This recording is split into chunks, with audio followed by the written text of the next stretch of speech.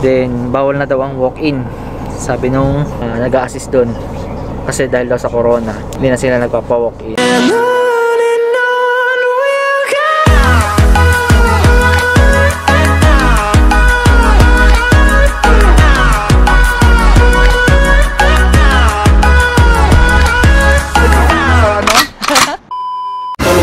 Pasap sa inyo mga besyo. Ito na naman tayo. Kuha kami ng passport. So ngayon dito kami sa stopover papuntang Seoul, Philippine Embassy. Gagayad ko kayo kung paano ba proseso doon, saka yung kung ano-ano yung mga ginagawa. So takits muna tayo doon. Okay.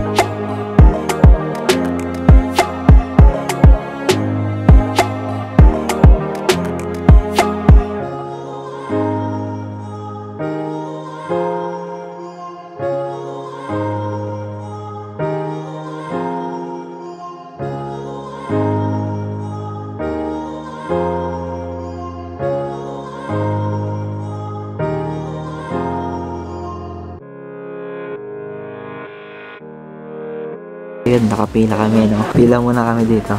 Nantay namin tawagin yung aming number. Pang 420 ako. Usual, kahit nasa Korea ka, Philippine procedure pa rin ang ginagamit. 413 pa lang. 413 saka 412. So, processing passport saka cashier. Cashier na lang. Hindi ko na alam yung sunod na proseso eh. Tingnan natin kung alin yung mauna sa dalawa. Ito, may mga ano dito eh. Yung mga form, iba't ibang klase. Pwede nyong, depende kung anong problema ninyo.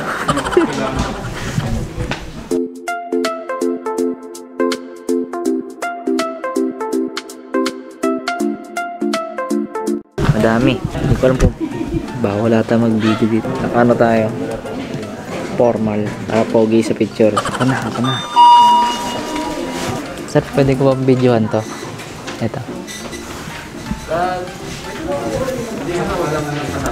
Apo. Ayan ako lang. Share ko lang.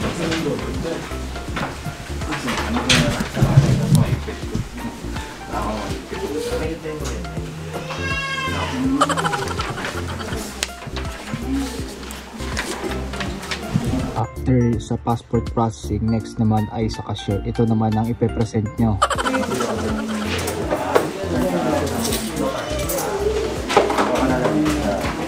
Then after nyo makapagbayad sa cashier, ang next process naman ay picture na at biometric. Hintuturo, hinlalaki, left and right.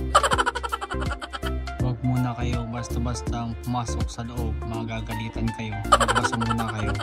Ayan, basahin nyo. Pangalawa, pangatlo. Sa mga magpapadeliver, huwag kalimutan sulatan ng form. Ayan. Siyempre, reminders, basahin nyo na lang yan.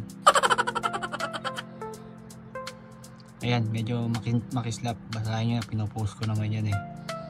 Medyo mahaba. Proseso din yan mga besyo. Ayos ba?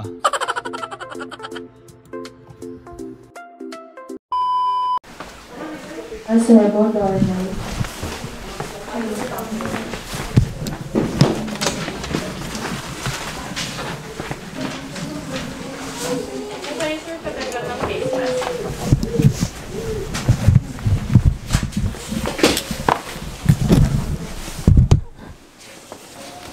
Okay, so tayo. 1, 2, 3. Sign kayo, sir? Pwede po ulit. Sige po. Fingerprint, right thumb muna. Okay, diinan, sir. Index. Kaliwa na po. Forward. Index. Okay, baba konti. Okay. Check niyo, sir, has spelling, birthday, place of birth po tama lahat. Opo. Sign kayo ulit, sir. Okay, natapos na po kayo. Thank you. Thank you po. Tapos na! Parang 3 step lang yun, no? Dali lang. Sobrang dali lang pala dito. Kaunti lang kasi yung nagpapa-renew eh. Punta dun sa lalaki.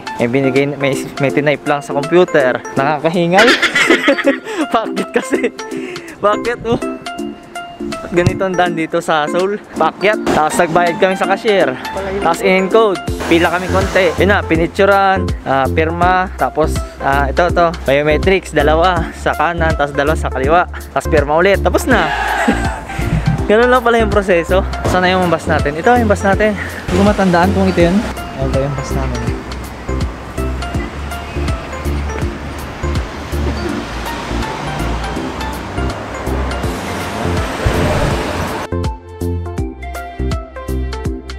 Latin America Plaza. Saan lang tayo makapunta ng Seoul? Ay, malapit lang sa ano to, Namsan Tower. Namsan Gungon na to. Yata, may tawag. Uli ano yun? Ayun, yun ang ano, Seoul Tower. Ayan? Oo, yan yun. Diyan kami pumunta. Okay. Yung binayaran namin sa, yung mga taga dito sa Korea, binayaran namin sa bus pagkain. Balikan na, 75,000 won plus 80,520 won sa passport renewal. Sa mga gusto magpa-renew, maganda kayo ng ganong amount. Then, bawal na daw ang walk-in. Sabi nung nag-a-assist doon. Kasi dahil daw sa corona, hindi na sila nagpapa-walk-in. Tapos, ang open nila is every 10 AM hanggang 3 PM lang. So sa mga pupunta, ganung oras lang dapat ang available. Yun, pinantay lang namin yung mga kasama namin. Tapos sipat na to, tapos kain siguro. Uwi na.